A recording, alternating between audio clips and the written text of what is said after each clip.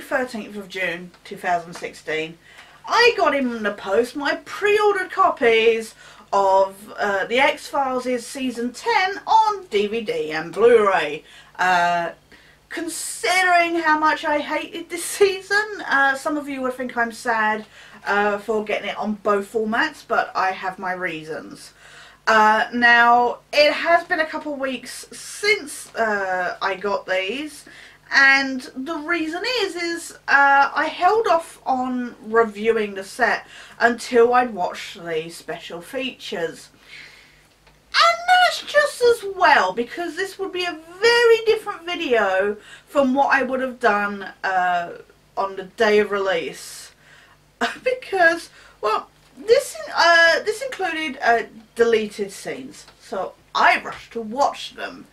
And yeah, turns out on this 2-disc set that I was like, ooh, there's going to be lots of features and that. On this 2-disc set, there turns out to be all of 2 deleted scenes. And, well, they're not even both deleted scenes. Now, usually you expect stuff like alternate versions or extended scenes to be included or listed as separate, like extended. No, this had all of technically 1 deleted scene from the first episode, My Struggle, where Mulder meets up with the daughter of the old man he'd met earlier in the episode. And it was interesting. Kind of sad it got cut, but at the same time I can understand why it got cut. The second deleted scene is actually an extended version of the trip sequence from my favourite episode, Babylon, which, as if you've seen any of my first impressions videos or just general rants, you'll know that I absolutely detested everything about that episode. So anyway, I'm like, oh, let's see what this extended scene does. Yo! So the lone gunmen are in it more, in a really bizarre, like, looking afraid as the women, like, touch them up a bit and stuff. And there are arse and tits and navels being shoved in the camera. And, you know what? I just recently watched this episode with a friend. And she was like, oh, this is really controversial, you know, the subject matter that's dealt with and that.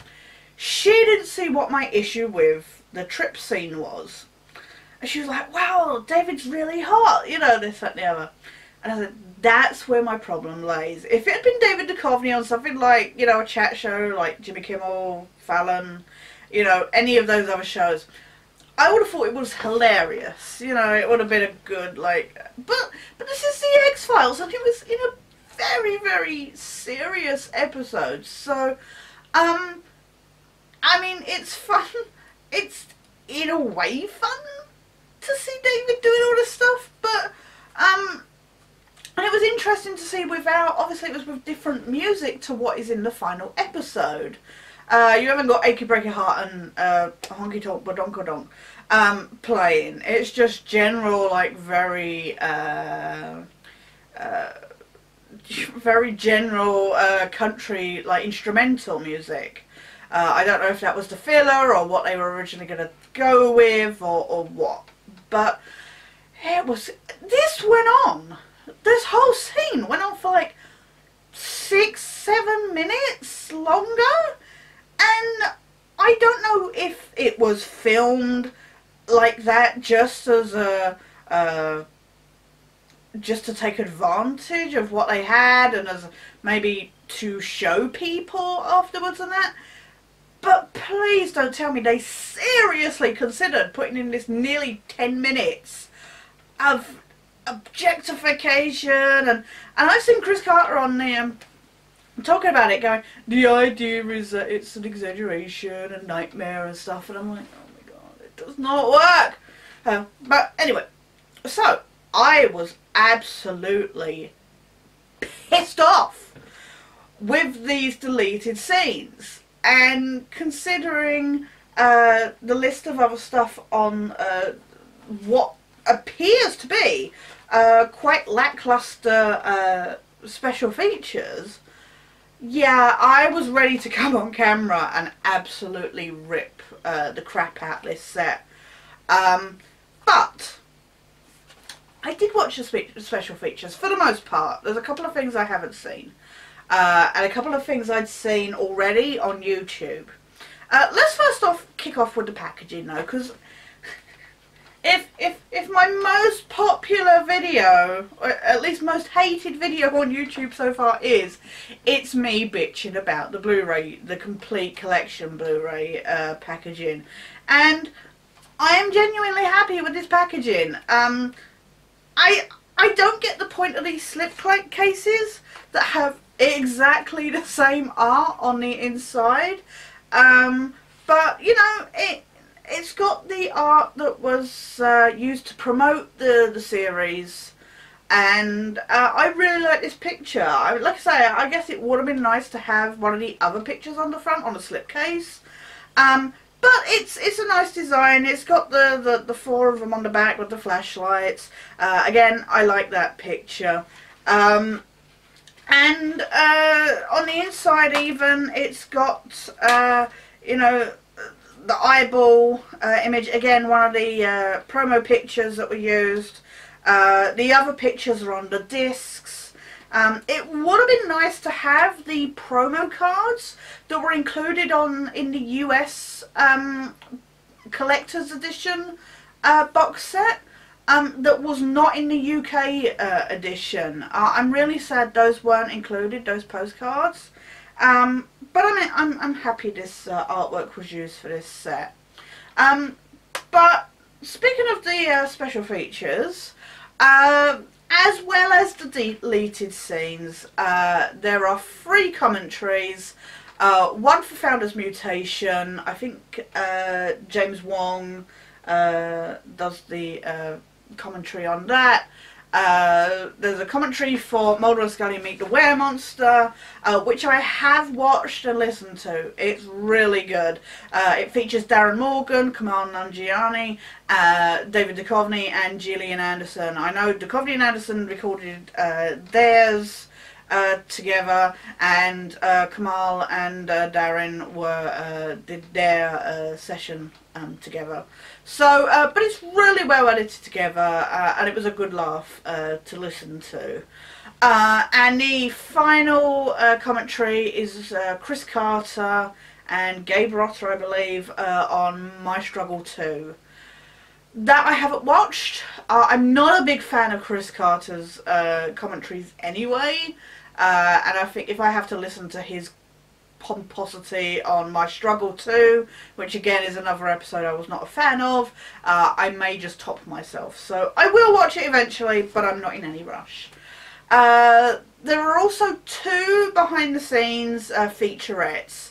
One's called 4345, The Makings of a Struggle, which is about 54 minutes long, and it's separated into like 5 acts. There's also the featurette Season X, which is a whopping 1 hour 24 minutes long. And my favourite thing about this this featurette, is that it's split up in different segments, you know, dealing with different things and that featured in the series. And it seems more in touch with the fans than Chris Carter is. Because there is a whole segment called Platonic Activity, and the hashtag Platonic Activity must have been my favourite thing that came out of the lead up to the, season 10. So that was quite funny. The other one was Scully Likes Science. Now, this could just be me. I don't know if it was on purpose or if it's from something else or what. There is a video on YouTube where somebody got all like edited together all the references Scully makes to science. And it's just this ongoing, like, with this beat in the background with Scully going, science, science, it's all science, I like, you know, this, that, the other.